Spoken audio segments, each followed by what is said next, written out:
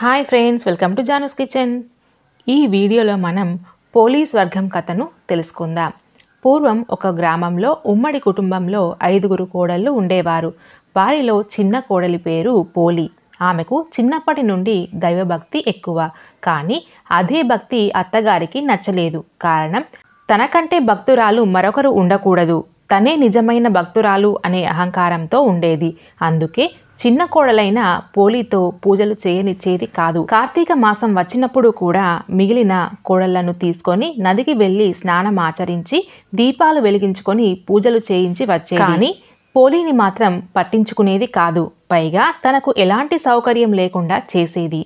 కానీ పోలి మాత్రం బాధపడేది కాదు. అత్తగారు తోటి కోడళ్ళు అటు వెళ్ళగానే పెరట్లోని పత్తి చెట్టు నుండి కాస్త పత్తి తీసుకొని కవ్వానికి ఉన్న వెన్నెను తీసి పత్తికి రాసి దీపం వెలిగించేది. ఆ దీపం ఎవరికంటా పడకుండా దానిపై బుట్ట బోర్లించేది. ఇలా మాసమంతా సూర్యోదయానికి ముందే స్నానం ఆచరించి నిత్యం దీపారాధన చేసేది. చివరికి కార్తీక అమావాస్య పూర్తయి ఆ మర్నాడు మార్గశిర శుద్ధ పాడ్యమి వచ్చింది. ఆ రోజు కూడా అందరూ నదికి వెళ్ళిపోతూ పోలికి చేతి నిండా పని అప్పగించి వెళ్ళిపోయారు. ఆ రోజు కూడా ఎప్పటిలా ఇంటి పనులు పూర్తి చేసుకొని కార్తీక దీపం వెలిగించింది.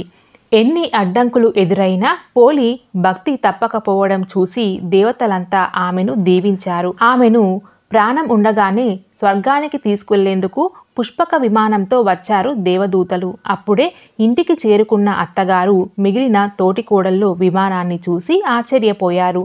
అది తమ కోసమే వచ్చింది అని అనుకున్నారు. కానీ అందులో పోలిని చూసి నిర్ఘాంతపోయారు.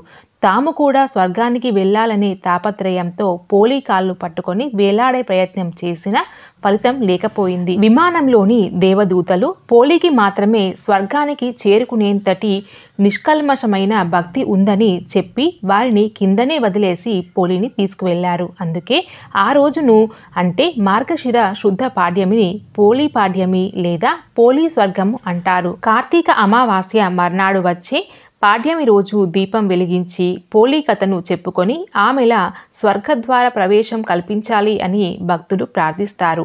నెల రోజులు ఎలాంటి నియమాలు పాటించని వారు కనీసం పోలి పాడ్యమి రోజైన 30 వత్తులను వెలిగించి అరటి దొప్పల్లో పెట్టి నీళ్లలో వదులుతారు.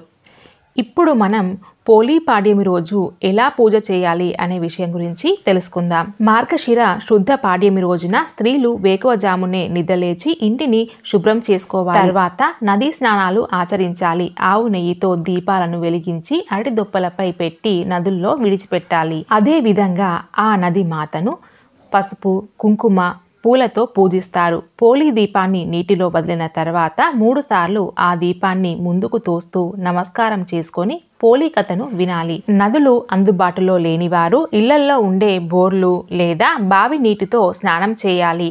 ఆ తర్వాత ఒక గిన్నెలో లేదా ఒక బకెట్లో నీటిని పోసి తులసి కోట ముందు ఈ దీపాలను వెలిగించి గంగాదేవికి నమస్కరించడం ద్వారా పుణ్యఫలం లభిస్తుంది అని పండితులు చెప్తున్నారు.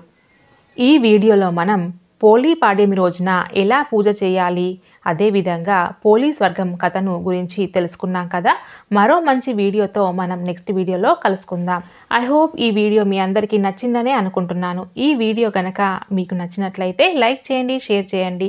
మరిన్ని మంచి వీడియోల కోసం మన ఛానల్ని సబ్స్క్రైబ్ చేసుకొని పక్కనే ఉన్న బెల్ ఐకాన్ని ప్రెస్ చేయండి. Thanks for watching.